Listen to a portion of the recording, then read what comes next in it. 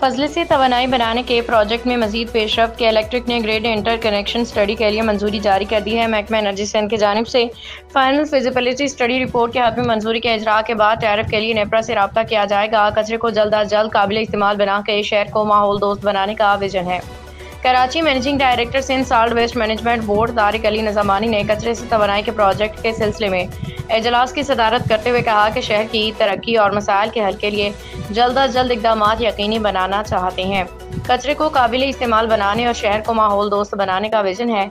इजलास में SSPWMB के executive director operation Ghulam Abbas Memon, director M&E Sabir Shah, deputy director procurement Aftab Ahmed, consultant environment Farhan Lodhi और खान रिन्यूएबल एनर्जी के अहदेदारान ने शिरकत की। इजलास में कंपनी के नुमाइंदे ने बताया कि फजले से तवानाई बनाने के प्रोजेक्ट में मजीद पेशरफ्त हुई है कि इलेक्ट्रिक ने ग्रेड इंटर कनेक्शन स्टडी के लिए मंजूरी जारी कर दी है, जबकि महकमा एनर्जी सिंध की जानिब से फाइनल फिजिबिलिटी स्टडी रिपोर्ट की हतमी मंजूरी के इजरा के बाद टैरिफ के लिए नेपरा से रब्ता किया जाएगा। उन्होंने बताया कि कंपनी की जानिब से तमाम दस्तावेजात मुकम्मल हो चुके हैं।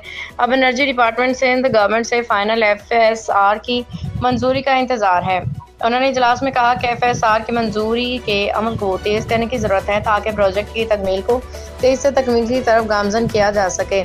MD सॉल्ट वेस्ट ने कहा कि ये मनसूबा पाकिस्तान में पहले मनसूबा है जो फजले के पायदार इंतजाम और तवानाई की मुंतकली की जानिब अहम कदम की नुमाइंदगी करता है।